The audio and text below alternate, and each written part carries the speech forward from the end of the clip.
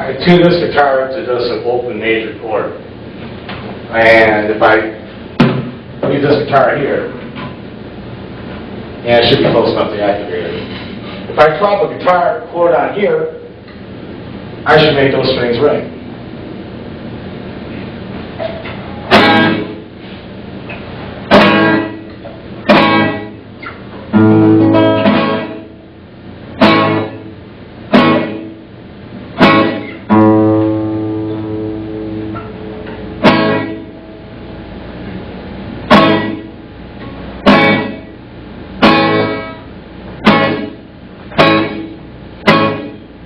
Like a little delay, it's giving me just a little bit of feedback off of it.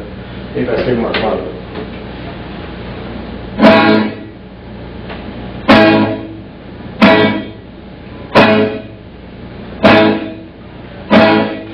Give you like a little bit of a tone ring. That's a sympathetic vibration.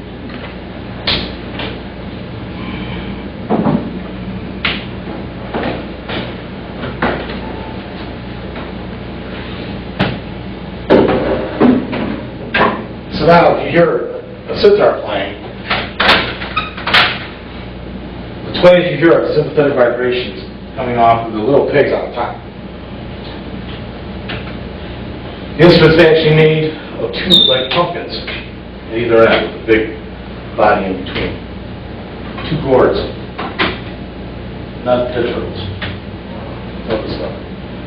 Two.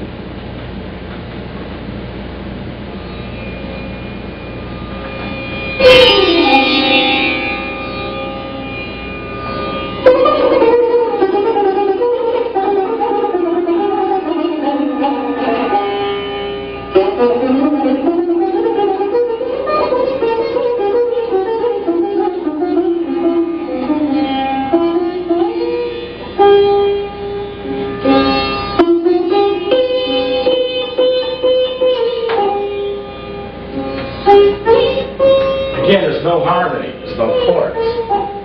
Straight drum, straight melodic line.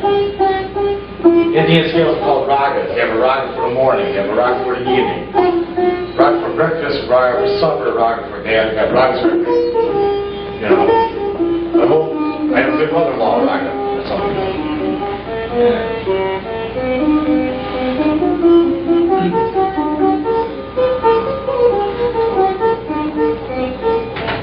And of course, Beatles were heavily into the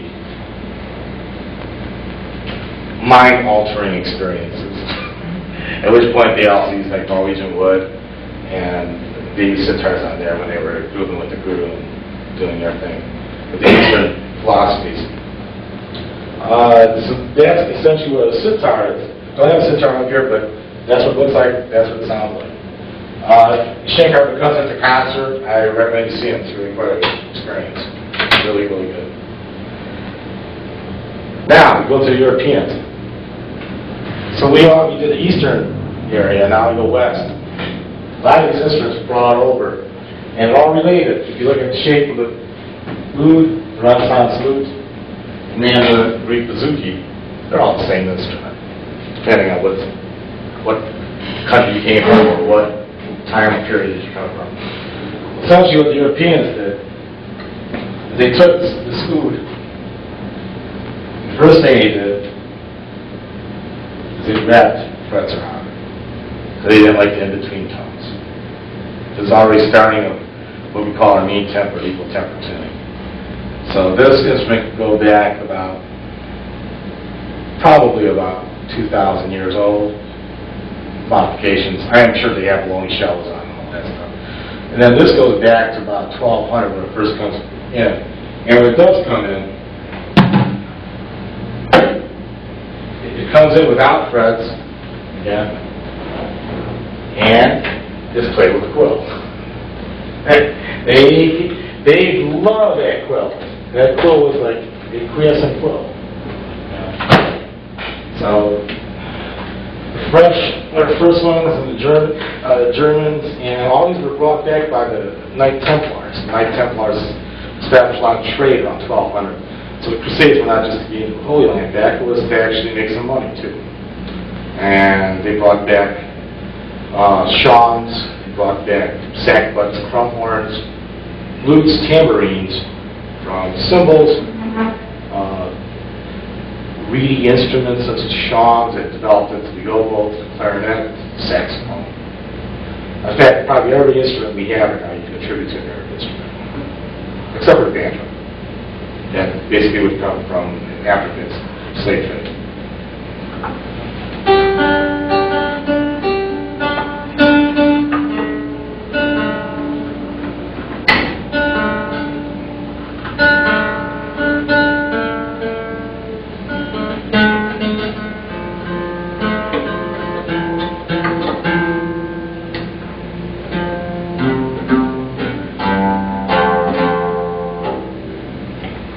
So, an early piece of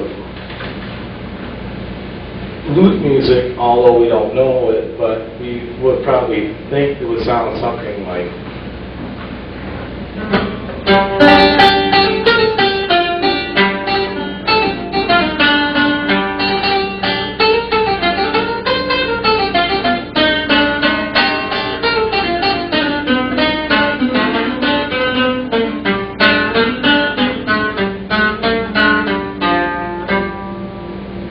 could be a fresh escampé, could be, sometimes just imagine a couple of tambourines being done, some tubular singing songs.